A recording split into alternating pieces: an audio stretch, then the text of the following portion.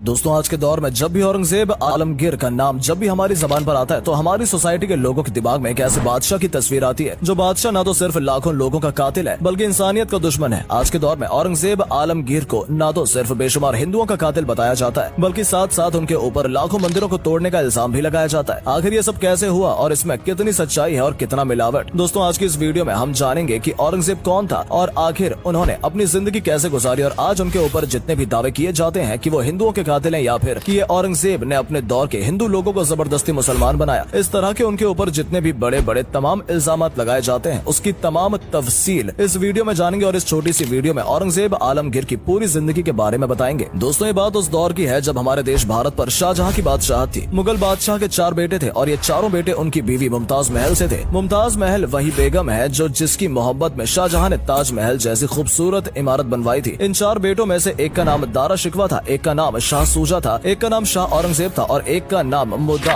दबक्कश था। 1957 में हिंदुस्तान का बादशाह यानी शाहजहां काफी बीमार हो गया। जब उसके बचने की कोई भी उम्मीद नहीं बची तो उसने अपनी जगह खलीफा अपने सबसे बड़े बेटे दारा शिकवा को बना दिया। शाहजहां ने अपनी पूरी सल्तनत को पहले 4 हिस्सों में तकसीम कर दिया था और एक हिस्सा अपने बेटों को दे दिया था। लेकिन अब बारी थी मेन खलीफा बनने की यानी शाहजहां के बाद सबसे बड़ा बादशाह बनने की, पर चारों भाइयों में से कोई भी एक दूसरे के ऊपर मानने को तैयार नहीं था, यानी कोई भी एक दूसरे की बादशाहत कबूल करना नहीं चाहता था। लिहाजा चारों में जंग होना तय थी। ये लड़ाई की एक वजह ये भी थी कि चारों की सोच अलग अलग थी। दारा शिकवा की सोच उनके परदादा मशहूर बादशाह अकबर से मिलती जुलती थी। बस यही वजह थी कि वो हिंदू और राजपूतों के दरमियान बहुत ज्यादा अजीज और प्यारा था। वहीं दूसरी तरफ शाह शुजा ने शिया मजहब अपना कर ईरान की सपोर्ट ले ली थी ताकि उन्हें बादशाहत मिल सके। लिहाजा औरंगजेब आलमगीर एक सच्चे और पक्के मुसलमान थे। लिहाजा उन्हें बहुत बड़े बड़े उलमा और उम्मत मुसलिमा की सपोर्ट हासिल थी। पूरी उम्मत मुस्लिमा ये चाहती थी कि औरंगजेब तख्त पर बैठे। वहीं चौथे भाई मुराद बख्श तलवार के बहुत शौकीन थे और इसलिए उन्हें सिपाही और जनरल की सपोर्ट हासिल थी। चारों भाइयों में एक लंबे वक्त तक जंग चलती रही। नतीजा ये हुआ कि सारे भाइयों पे शाह औरंगजेब को फतेह हासिल हुई और आखिरकार 1658 में औरंगजेब आलमगीर हिंदुस्तान के तख्त पर बैठ गए। औरंगजेब ने दिल्ली के तख्त पर बैठते ही जीत का सिलसिला शुरू कर दिया था और एक के बाद एक लगातार किलों को फतेह करना शुरू कर दिया था। यही वजह कि औरंगजेब के समय में हिंदुस्तान का इलाका इतना बड़ा हो गया कि आज हिंदुस्तान के उस इलाके में कई सारे देश आबाद हो गए हैं। औरंगजेब आलमगीर पहले ऐसे बादशाह थे जो कुरान हिफ्ज थे, यानी उन्हें पूरा कुरान मुंह ज़बानी याद था। औरंगजेब आलमगीर इतने बड़े सल्तनत के बादशाह होने के बावजूद 1 रुपया भी सल्तनत से लेकर अपने ऊपर खर्च नहीं करते थे। औरंगजेब आलमगीर का रोजाना ये काम रहता कि वो सुबह फजर की नमाज अदा करने के बाद कुरान मजीद की तिलावत करते, फिर कुरान मजीद लिखना शुरू करते। आप कुरान मजीद लिखते और उसे हदिया कर दिया करते, यानी उसे बेच दिया करते। और कहते हैं कि औरंगजेब कुरान हदिया कर करके अपना खर्च चलाया करते थे। उसके अलावा औरंगजेब आलमगीर के बारे में इतिहास में ये भी कहा गया है कि आप टोपियां बनाकर भी अपना खर्च निकाला करते थे। औरंगजेब आलमगीर के हुक्मरानी में हिंदुस्तान कपड़ा बनाने वाले देशों में सबसे ऊपर आया करता था और इस वक्त अमेरिका के डॉलर की कोई कीमत नहीं होती थी बल्कि हमारे हिंदुस्तान का 1 रुपया यूरोप के कई पाउंड के बराबर होता था। औरंगजेब आलमगीर ही हिंदुस्तान के वो पहले बादशाह थे जिसने शराब पर पूरी तरह से पाबंदी लगा रखी थी। उन्होंने इसके लिए एक स्पेशल फोर्स लगा रखी थी जो इस तरह के कामों पर नजर रखती है और इस तरह के मुजरिमों को गिरफ्तार करती थी। दोस्तों औरंगजेब आलमगीर के दौर में दुनिया का 25% पैसा तो सिर्फ और सिर्फ हिंदुस्तान में ही मौजूद था, यानी हिंदुस्तान इतना ज्यादा अमीर था। औरंगजेब आलमगीर के दौर में हिंदुस्तान टेक्नोलॉजी के मामले में दुनिया का नंबर 1 देश बन गया था। औरंगजेब आलमगीर ने अपने दौर में ऐसे रॉकेट और तोपों का निर्माण किया था कि जिनका मुकाबला करना नामुमकिन था। दुनिया में सबसे पहले रॉकेट का इस्तेमाल भी औरंगजेब आलमगीर ने ही किया था। उनके पास ऐसी ऐसी तोपें थी जिसके जरिए 35 किलोमीटर दूर वजनिया रॉकेट फेंके जा सकते थे। औरंगजेब आलमगीर के आमतौर पर हिंदू विरोधी बताया जाता है, हालांकि सच्चाई ये है कि उनके महल में काम करने वाले लोगों में तकरीबन 36% लोग हिंदू हुआ करते थे। उन्होंने पंडितों के पेंशन का भी इंतजाम बनाया था। दोस्तों औरंगजेब आलमगीर पहले ऐसे मुगल शासक थे जिसने पंडितों के पेंशन का ख्याल रखा। उन्होंने अपने दरबार में तमाम बड़े बड़े हिंदू कवियों को जगह दी थी। आज इतिहास की झूठी किताबों के जरिए ये हमें बताने की कोशिश की जाती है कि औरंगजेब कोई अच्छा बादशाह नहीं बल्कि एक बेहद जालिम और क्रूर बादशाह था जिसने हमेशा अपनी प्रजा के ऊपर जुल्म किया। हालांकि ये सच्चाई नहीं है बल्कि ये तो वो इतिहास है जिसे अंग्रेजों और औरंगजेब के लिए लिखा गया। उसकी वजह ये थी कि औरंगजेब इतना ताकतवर राजा था कि जब तक हिंदुस्तान पर औरंगजेब का राज था अंग्रेजों को हिम्मत नहीं हुई कि वो हिंदुस्तान के अंदर अपना कद रखें। लिहाजा यही वजह है कि औरंगजेब ने इंतकाल के बाद अंग्रेजों ने हिंदुस्तान में अपना कदम रखना शुरू कर दिया था और औरंगजेब से अपना बदला लेने के लिए और हिंदुस्तानियों पे हुकूमत करने के लिए उन्होंने एक खास धर्म हिंदू धर्म के लोगों को औरंगजेब के खिलाफ बरगलाना शुरू किया और लोगों की नजरों में ये जाहिर करने की कोशिश की कि औरंगजेब एक ऐसा बादशाह था जिसने हमेशा हिंदुओं के ऊपर जुल्म सितम किया और हिंदुओं को जबरन मुसलमान बनाया। हालांकि दिमाग से सोचने वाली बात यह है कि जिसने हिंदुस्तान पर सबसे ज्यादा लंबे वक्त तक राज किया तो अगर वो अपनी पूरी जिंदगी में लोगों को जबरन मुसलमान बनाता तो आज हिंदुस्तान में इस्लाम के अलावा दूसरे दूसरे मजहब का नाम लेने वाला जिंदा नहीं होता। लेकिन उसके बावजूद भी देखिए आज हिंदुस्तान की ज्यादातर आबादी गैर मुस्लिम ही है। आज जो लोग झूठे को आधार बनाकर ये दावा तो करते हैं कि औरंगजेब आलमगीर ने हिंदुओं के ऊपर जिजिया यानी कि एक तरीके से टैक्स लागू कर दिया था। हालांकि वो ये नहीं बताते कि इसकी वजह क्या थी। औरंगजेब आलमगीर ने हिंदुओं के ऊपर टैक्स इसलिए लागू नहीं किया था कि वो हिंदू धर्म के मानने वाले हैं, बल्कि उनका नजरिया ये था कि मुसलमान तमाम के तमाम लोग अपनी ज़कात का माल बैतुल माल में दें और इसी तरह हिंदू भी जिजिया नामी टैक्स बैतुल माल में जमा करें। बैतुल माल उस वक्त उस फंड को कहा जाता था जो सल्तनत का फंड होता था, जो तमाम गरीब लोगों पर खर्च किया जाता था। लिहाजा मुसलमान अपनी ज़कात का पैसा उस फंड में जमा करते थे और हिंदू भी जिजिया का पैसा उस फंड में जमा किया करते थे। दोस्तों, ये तमाम चीजें अंग्रेजों की उस चालबाजी का नतीजा है जो कि उन्होंने हम पर हुकूमत करने के लिए चली थी। लिहाजा हम लोगों को चाहिए कि औरंगजेब आलमगीर का सही इतिहास पढ़ें और जाने की क्या सच है। और आज की इस वीडियो का लक्ष्य भी आपकी आंखें खोलना है। आजकल तो कई सारे नेता औरंगजेब आलमगीर को लेकर राजनीतिक मुद्दा बना देते हैं। कुछ लोगों का तो ये भी कहना है कि औरंगजेब जब तक कुछ हिंदुओं का खून नहीं बहा देता था तब तक वो सुबह का नाश्ता नहीं करता था। दोस्तों, एक बार जरा धार्मिक बुद्धि हटाकर अपनी सोचें तो अगर सबसे ज्यादा समय तक राज करने वाला बादशाह ऐसा करता तो क्या आज हिंदुस्तान की आबादी में हिंदू की संख्या ज्यादा होती है मुसलमान की? दोस्तों, अगर आप आंखें खोलकर देखें तो औरंगजेब आलमगीर हिंदुस्तान के वो बादशाह थे जिन्होंने खजाने के लालच में या सल्तनत के लालच में इस्लाम और उसके असूल में समझौता नहीं किया। और यही वो बादशाह थे जिसने दिल्ली के तख्त पर बैठते ही भारत को इतनी फतह दिलाई कि अखंड भारत बन गया। इनकी सल्तनत पाकिस्तान से लेकर पूरा अफगानिस्तान तक फैली थी और औरंगजेब ने जितने भी घटिया प्रथा, शराब और गंदे कामों पर पाबंदी लगा दी थी ताकि देश बेहतर हो सके और खुद टोपियां बनाकर अपना खर्च चलाया करते थे। और आपको बताते चलूं कि औरंगजेब ने अलग अलग धर्म के लोगों पर कोई जुल्म नहीं किया, बल्कि उन्होंने सबके बीच इंसाफ किया है। अब ऐसे बादशाह से भला कोई जुल्म और सितम की उम्मीद कैसे कर सकता है?